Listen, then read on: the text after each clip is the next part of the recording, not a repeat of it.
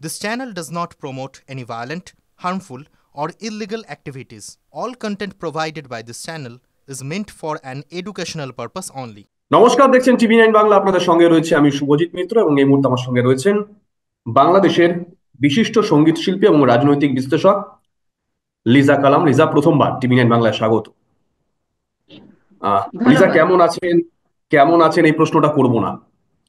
এই প্রশ্নটা এই কারণেই করব না, কারণ ভূখণ্ড আলাদা, মাঝখানে কাঁটা তার, কিন্তু ওপারে কি ঘটছে না ঘটছে এপার বাংলার মানুষ হিসেবে আমরা প্রত্যেকেই সেটা নিত্যদিন জানছি, এবং সংবাদ মাধ্যমের কর্মী হিসেবে আমাদের দর্শক যারা আছেন তাদেরকেও জানাচ্ছি। কিন্তু দর্শকদের কাছ থেকে আরো বেশ কিছু প্রশ্ন থাকে, সেই প্রশ্নগুলো নিয়েই আজকে আপনার সঙ্গে আলোচনা করব। আহ, লিজা, আপনি একজন শিল্পী, একজন রাজনৈতিক বিশ্লেষক। হুম, এখানে শিল্পীদের ওপর আমরা দেখেছিলাম 5ই আগস্টের পর গত বছর আক্রমণ নেমে এসেছে। যারা আওয়ামী লীগের সমর্থক আছেন কিংবা যারা আওয়ামী লীগের সক্রিয় কর্মী, তাদের উপর আক্রমণ নেমে এসেছে। অতি সম্প্রতি আমরা দেখলাম আপনি যাকে নিয়ে একদিনে 100টা গান রেকর্ড করেছিলেন, যেটা রেকর্ড হয়েছিল, বঙ্গবন্ধু, তার ধানমন্ডির বাড়ি জ্বালিয়ে দেওয়া হয়েছিল।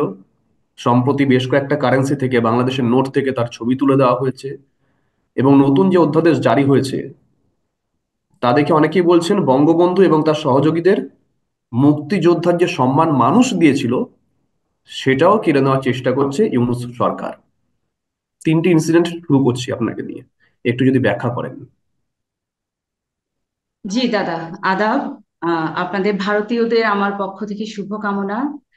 আসলে ওই যে জিজ্ঞেস আহ, করলেন যে কেমন আছেন, এটা আসলে আমরা এখন একজন আরেকজনকে আর জিজ্ঞেস করি না, কারণ হুম। এটা মানে ফর্মালিটিস এর মধ্যেই পড়ে গেছে যে আমরা তো মোটেও ভালো নাই। কারণ এই যে আপনি বললেন যে আমরা যারা 71 সালের পরে জন্ম নিয়েছি, আমরা 71 সাল দেখিনি, আমরা 25শে মার্চের কালো রাত্রি দেখিনি। কিন্তু আমি একজন মুক্তিযোদ্ধার সন্তান। আমি আমার বাবার মুখে মুক্তিযুদ্ধের গল্প শুনেছি, এবং আমি এটাও শুনেছি যে যখন আমাদের বুড়িগঙ্গা 25শে মার্চ রাতে একদম রক্তে লাল হয়ে যাচ্ছিল, তখন বিশ্বের কোনো দেশ আসলে আমাদেরকে সাপোর্ট দেয়নি, একমাত্র ভারত ছাড়া। সেই জন্য হুম। দাদা আপনি কথা জানাচ্ছি যে আমরা আপনাদের প্রতি কৃতজ্ঞ যে আপনারা সবসময় আমাদের পাশে দাঁড়ান। আর আমি আসলে একজন মুক্তিযোদ্ধার সন্তান হিসেবে এই যে প্রতিদিনকার যে কাহিনীগুলো, আমি আসলে লজ্জায় আমার এত খারাপ লাগে যে আমি যখন দেখি যে আমার দেশে একটা সময় ছিল দাদা, যে আমি যখন যেখানেই যেতাম আমি খুব গর্ববোধ করতাম বলতে যে আমি একজন বীর মুক্তিযোদ্ধার সন্তান, এবং সেখানে একটা সম্মান পাওয়া যেত এবং আমরা বলতেও না খুব প্রাউড ফিল করতাম। বাট আপনি এখনকার বাংলাদেশে আপনি মুক্তিযোদ্ধা বা মুক্তিযোদ্ধার সন্তান এই কথাটা উচ্চারণ করতে পারবেন না।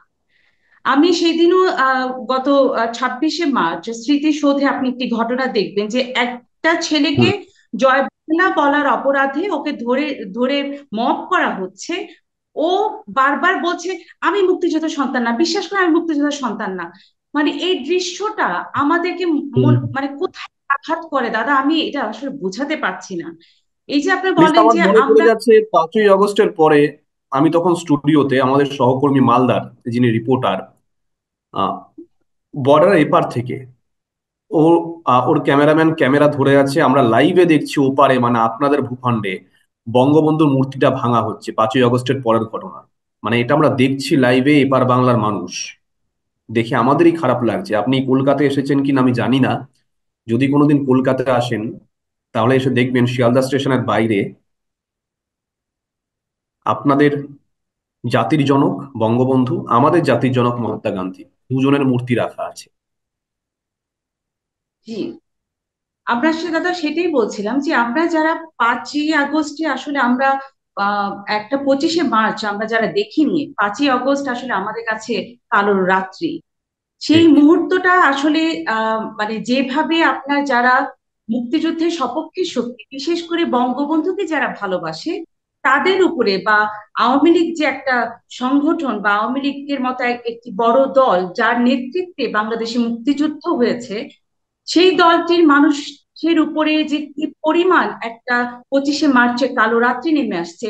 আমি যদি আপনাকে আমার ঘটনাটা একটু জাস্ট বলি, যে এরকম হুম হয়তো হুম বা আরো অনেক হাজার হাজার রিসার্চ জীবনে বা শত শত রিসার্চ জীবনে চলে আসছে।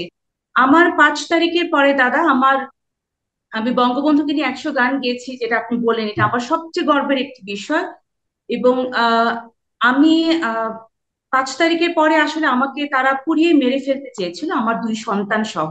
আমার অপরাধ, আমি বঙ্গবন্ধুর কথা বলি। আমার অপরাধ, আমি মুক্তিযুদ্ধের কথা বলি, আমি বাংলাদেশের কথা বলি। তো আমি জাস্ট, আমাকে ওরা পুড়িয়ে মেরে ফেলার চেষ্টা করলো এবং আমি ওখান থেকে কিভাবে আসলে বেঁচে ফিরলাম, আমি এখন একটা ট্রমার মধ্যে আছি। আমার বাপের বাড়িতে যখন এই নিউজটা গেল দাদা, আমার মা হুম একটু অসুস্থ ছিলেন।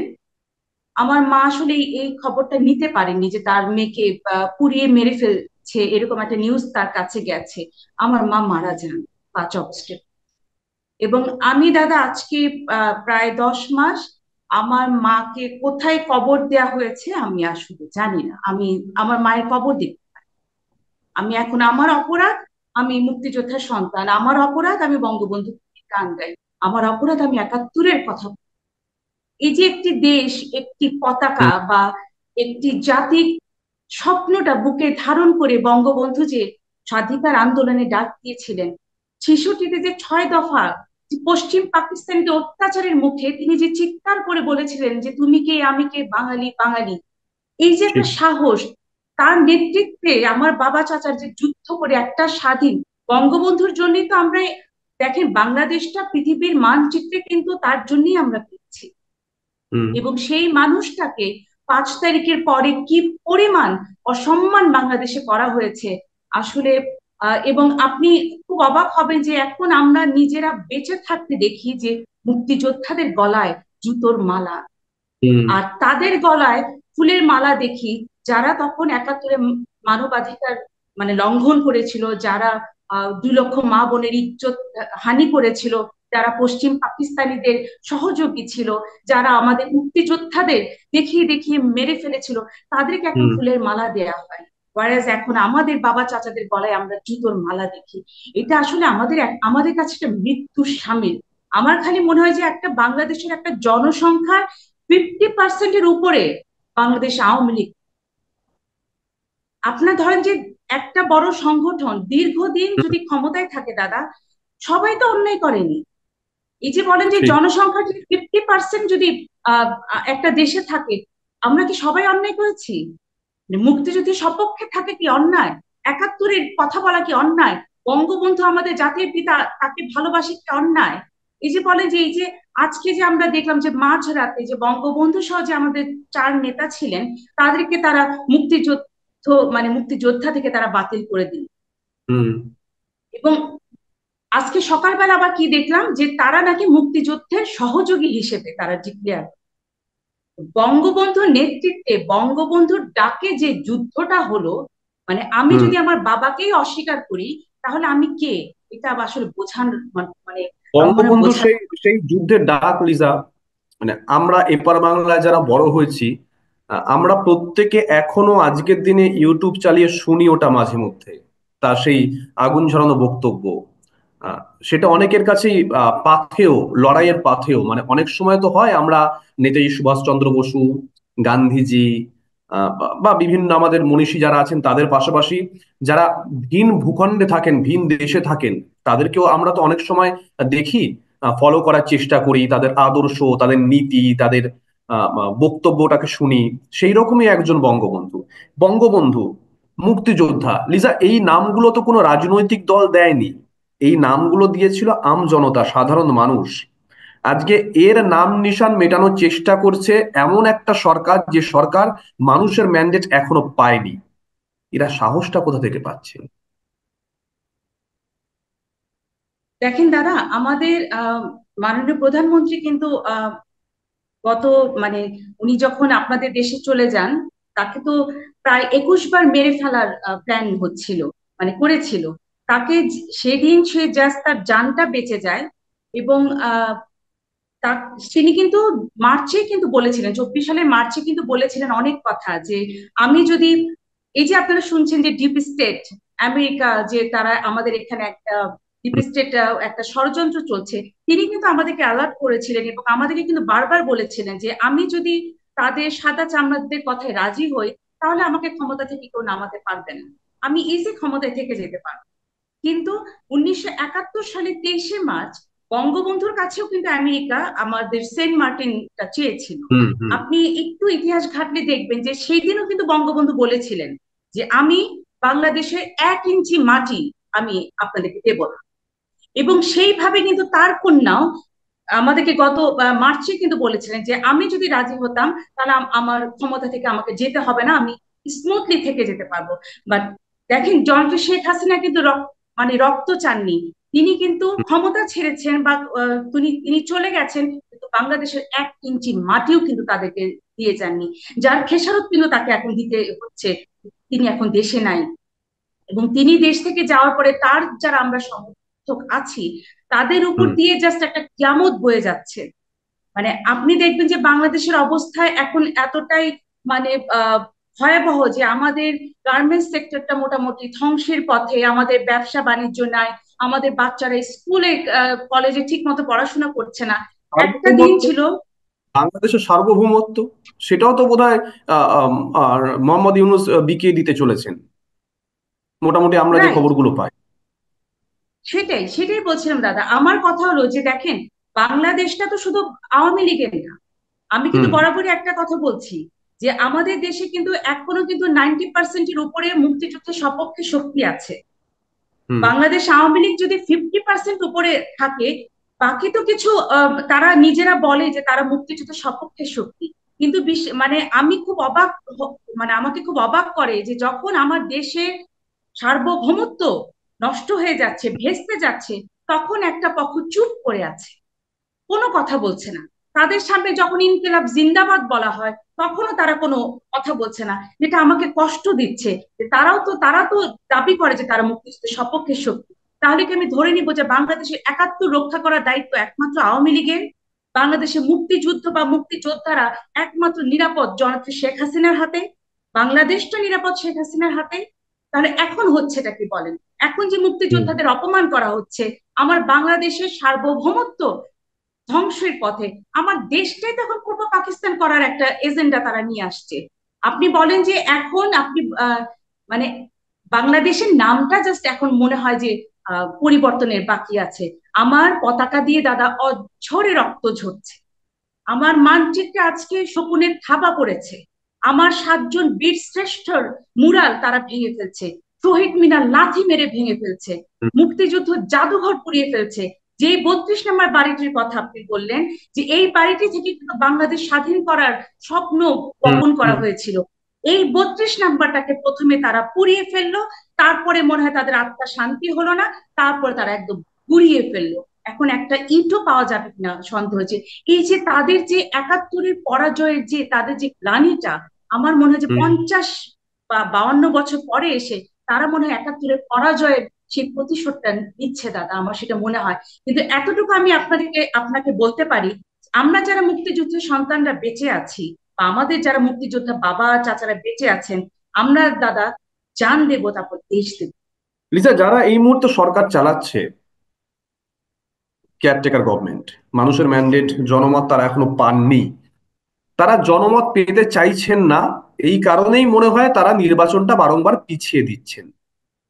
কেন তারা নির্বাচনটা পিছিয়ে দিচ্ছেন? কেন মোহাম্মদ ইউনূস এবং তার সহযোগীরা নির্বাচনটা আশু চাইছেন না? কোথাও গিয়ে তারা আরো সময় কিনতে চাইছেন, যে 71-এর স্মৃতি, 71-এর আবেগ, মানুষের মনে যেগুলো রয়েছে সেগুলোকে যতটা সম্ভব নষ্ট করে দিয়ে তারপর আমরা ইলেকশনে যাব। আপনার কি মনে হয় যে তারা এই যে ম্যাট্রিকুলাস ডিজাইন করে যে উনি আসলেন, হুম জননেত্রী শেখ হাসিনার মতো বাংলাদেশ আওয়ামী লীগের মতো মুক্তিযুদ্ধের নেতৃত্ব দানকারী সংগঠনটি যে ক্ষমতায় ছিল, এবং আমরা শেখ হাসিনার নেতৃত্বে বাংলাদেশ এত উন্নতশীল দেশের পথে আমরা যাত্রা করেছিলাম, এই যে তারা ম্যাটিকুলাস ডিজাইন করে যে আসছে, আপনার কি মনে হয় যে নির্বাচন দেওয়ার জন্য? আমার তো মনে হয় দল যে সব সময় তার স্বাধীনতা চলে যাচ্ছে, আমার 71 হুম চলে যাচ্ছে, কিন্তু আমাদের প্রতিপক্ষ যে দলটি আছে তারা সবসময় ক্ষমতা চাচ্ছে, চেয়ারটা চাচ্ছে। মানে নির্বাচন দিয়ে তারা যত তাড়াতাড়ি ক্ষমতায় বসতে চায়। বাট তাদের মাথা মধ্যে এটাও নয় যে আপনি ক্ষমতায় যে বসতে চাচ্ছেন, আপনার তো দেশটাই থাকছে না, আপনার তো স্বাধীনতাই থাকছে না, আপনার তো মুখ 71 থাকছে না, আপনি কোথায় ক্ষমতায় বসবেন? আমার তো মনে হয় না যে বাংলাদেশে এখন নির্বাচন দেবেন। এবং নির্বাচন দিলে আমার কারণ বাংলাদেশ আওয়ামী লীগকে বাদ দিয়ে একটা বাংলাদেশের 50% উপরে এখন বাংলাদেশ আওয়ামী লীগের ভোট আছে।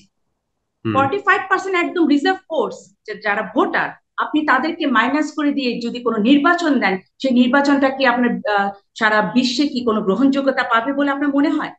বা এত জনসংখ্যাকে, বাংলাদেশের মুক্তিযুদ্ধ 71কে যারা অস্বীকার করে, এই অস্বীকার করে যদি কোনো নির্বাচন দেয়, বাংলাদেশ আওয়ামী লীগকে বাইরে রেখে যদি কোনো নির্বাচন দেয়, সেই নির্বাচন মনে হয় না কোনো গ্রহণযোগ্যতা পাবে।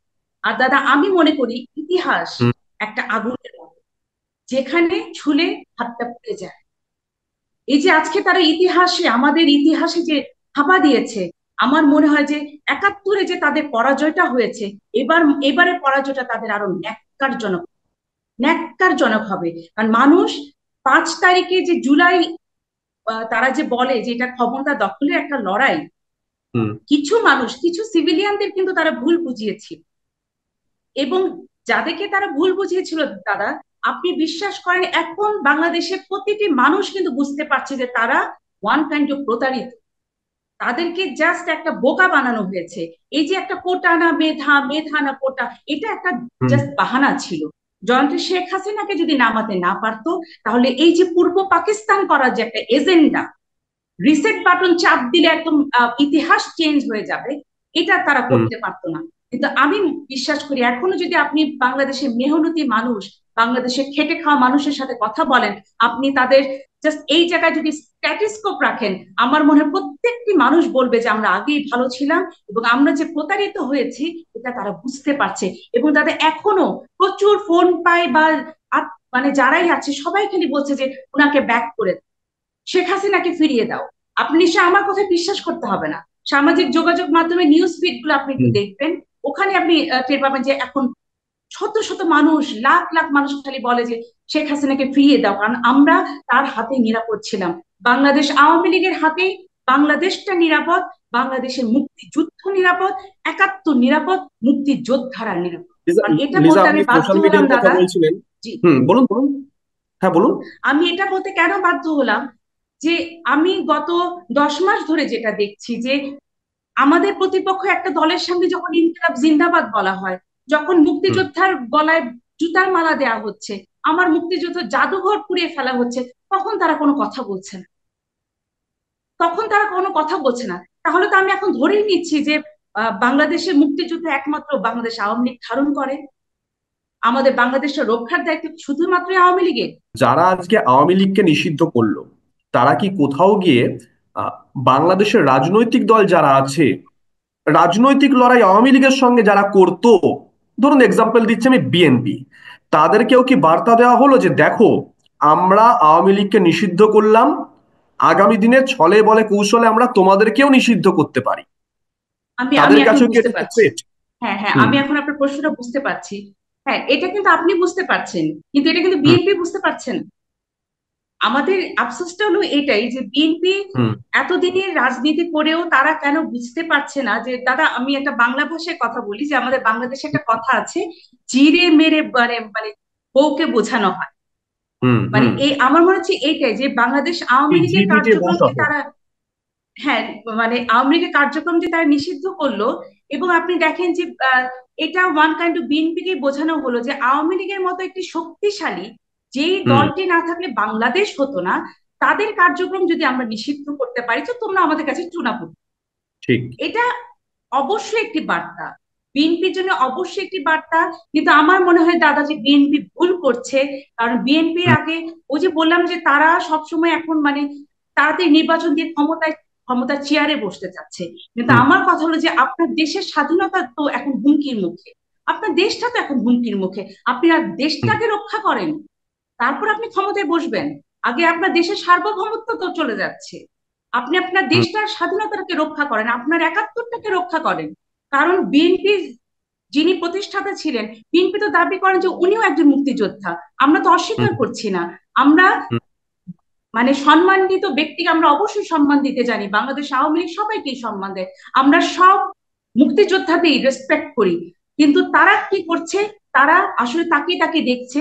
এবং আমার দেশটা যখন পাকিস্তানের মতো হয়ে যাচ্ছে, আমার এই যে সারাদিন ধরেন একটা সময় ছিল দাদা, আমরা দেখতাম যে আমাদের জননেত্রী শেখ হাসিনা কালকে বয়স্ক ভাতা উদ্বোধন করছেন, পরশুদিন পদ্মা সেতু উদ্বোধন করছেন, তারপরে রেল উদ্বোধন করছেন, আজকে মুক্তিযোদ্ধা ভাতা উদ্বোধন করছেন। এখন কিন্তু সবকিছু বন্ধ, আপনার বয়স্ক ভাতা বন্ধ, আপনার মুক্তিযোদ্ধা ভাতা বন্ধ, আপনার বিধবা ভাতা বন্ধ, আপনার প্রতিবন্ধী ভাতা বন্ধ, প্রত্যেকটা ভাতা বন্ধ। মানে এমন কিছু নাই যে আমাদের দেশে এখন বন্ধ হয়ে যাচ্ছে না। সেদিনও একজন গার্মেন্টস মালিকের কথা শুনলাম আমরা, ওখানে লিডার, তিনি বলছেন যে এইভাবে যদি চলতে থাকে তাহলে বাংলাদেশে 50% উপরে বড় বড় গার্মেন্টস গুলো একদম টোটালি বসে যাবে, বন্ধ হয়ে যাবে। এই যে প্রচুর আমাদের শ্রমিক অর্থনৈতিক কর্মহীন হয়ে অবস্থা। পড়বেন তারা। আর তার বক্তব্য আমরা চালিয়েছিলাম TV9 বাংলায়। আপনি যার কথা বলছেন সম্ভবত ওনারই বক্তব্য চালিয়েছিলাম। উনি এই আশঙ্কা প্রকাশ করেছিলেন যে আগামী দিনে এই বস্ত্র শিল্পগুলো বন্ধ হয়ে যেতে পারে বা অনেক বড় বড় শিল্প বন্ধ হয়ে যেতে পারে।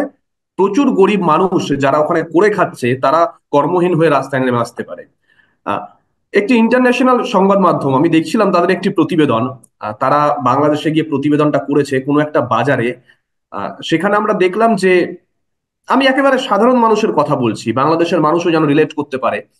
ধরুন একটা কেকের প্যাকেট বা একটা বিস্কুটের প্যাকেট, সেটা যতটা আকারে ছিল, যা সাইজ ছিল, তার থেকে কমে গেছে, দাম বেড়ে গেছে।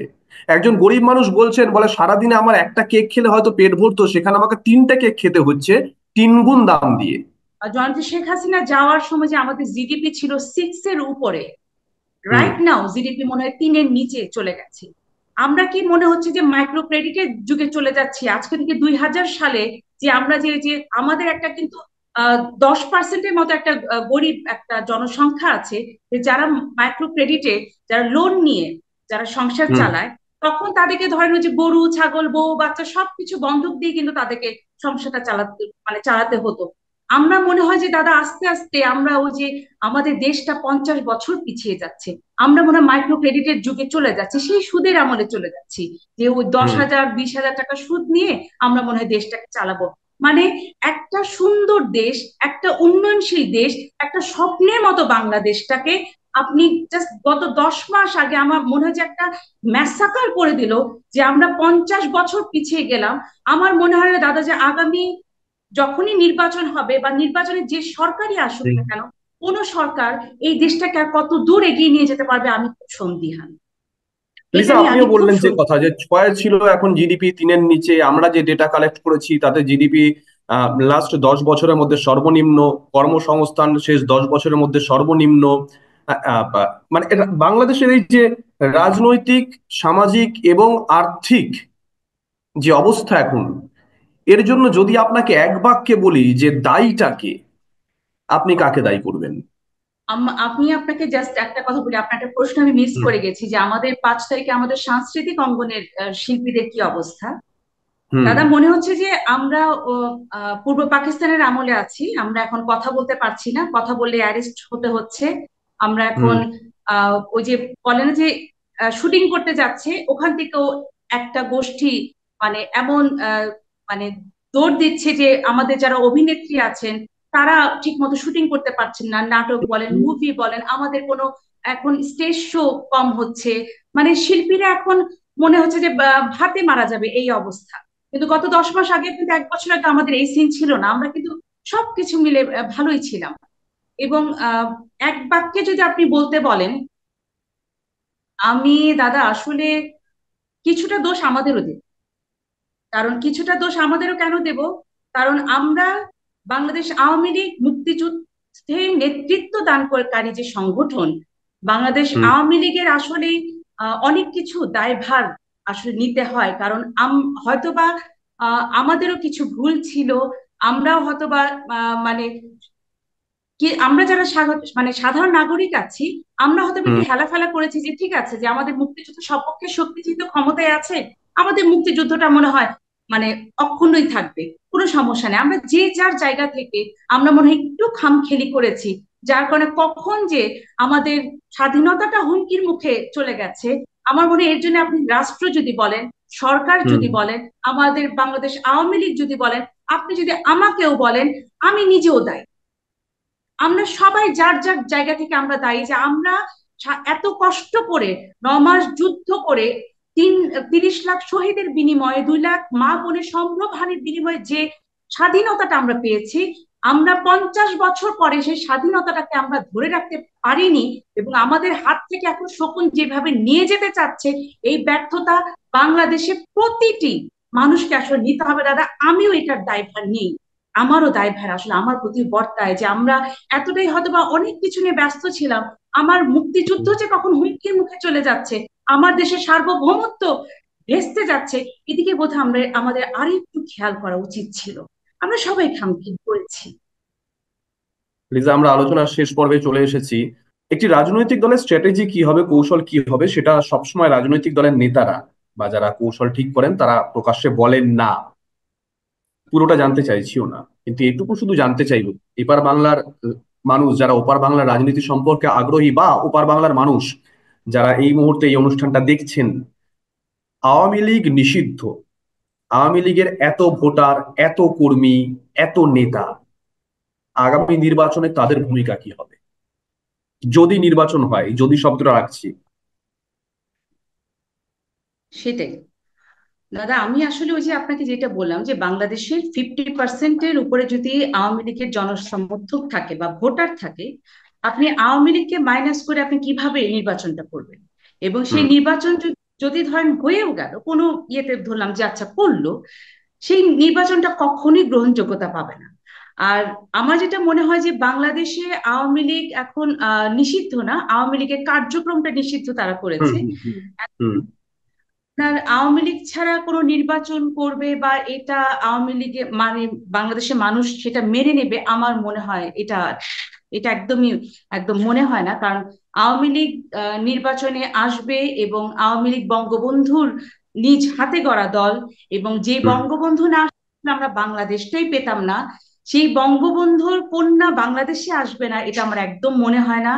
আমার মনে হয় দাদা, এই যে এত মানুষ যে স্বাধীনতা, যে মুক্তিযুদ্ধের সপক্ষের শক্তি, আমি হুম বলি সবচেয়ে বড় সপক্ষের শক্তি। এবং আমি তো এখন মনে করি যে আপনাকে যেটা আমি বলছিলাম যে গত 10 মাস যাবত আমার মনে হচ্ছে বাংলাদেশের স্বাধীনতা রক্ষার দায়িত্ব এবং বাংলাদেশটা নিরাপদ একমাত্র হুম, বাংলাদেশ আওয়ামী লীগের হাতে।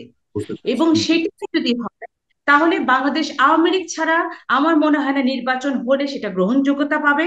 এবং বাংলাদেশ আওয়ামী লীগ নির্বাচন যদি করেও এবং করার পরে আমি মনে করি যে তারা বিশাল একটা ম্যান্ডেট নিয়ে আবার সরকার গঠন করবে, এটা আমি বিশ্বাস করি। আমাদের বাংলাদেশটা পূর্ব পাকিস্তান অন্তত হবে না যতদিন আমরা মুক্তিযোদ্ধার সন্তানরা বেঁচে আছি, যতদিন বাংলাদেশের 90% মুক্তিযুদ্ধের সপক্ষে শক্তিরা বেঁচে আছি। ওই যে দাদা একটা লাস্ট কথা বলি, আমরা জান দিয়ে দেব, 1 ইঞ্চি মাটিও দেব না। লিজা, দীর্ঘ আলোচনা হলো, আলোচনা শেষ করব, তবে তার আগে আহ আবারও বলছি, যেহেতু লিজা কালামের সঙ্গে কথা বলছি আমি, যিনি 100টা গান রেকর্ড করেছেন বঙ্গবন্ধুকে নিয়ে একদিনে, সেটা রেকর্ড হয়েছে। আহ বঙ্গবন্ধুর জন্য দুকলি যদি গিয়ে আমরা আলোচনা শেষ করতে পারি। আচ্ছা, বঙ্গবন্ধুকে নিয়ে গান? হুম বঙ্গবন্ধুকে নিয়ে গান না দেশের গান হলেও হবে, কোনটা বল? দেশের গান হলেও হবে, যেটা আপনার মনে হয় যে এই সময় প্রাসঙ্গিক। আমি একটা গানের প্রতি খুব দুর্বল, আমার মনে হয় আমি এই গানটা একটু গাইতে চাই। ভারতীয়দের অনেক অনেক আমি আদাব জানাচ্ছি, আপনাকে অনেক শুভকামনা, অনেক শুভেচ্ছা, ধন্যবাদ। ধন্যবাদ গাইছি। আপনাকেও। হুম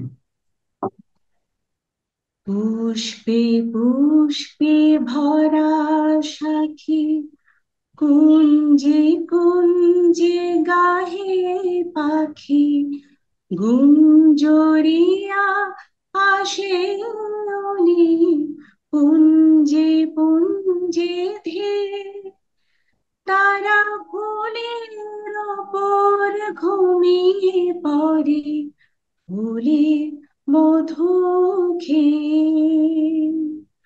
ভাইয়ের মায়ের এত স্নেহ কোথায় গেলে পাবে কেহ, ও মা তোমার চরণ দুটি বক্ষে আমার ধরে, আমার এই দেশেতে জন্ম যেন এই দেশেতে মরি।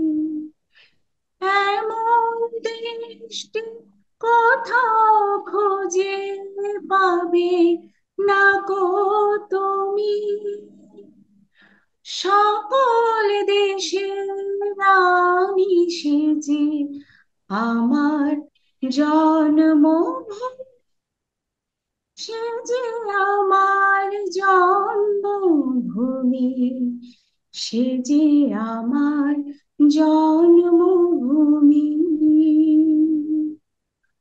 অসংখ্য ধন্যবাদ লিজা, অসংখ্য ধন্যবাদ, ভালো থাকবেন।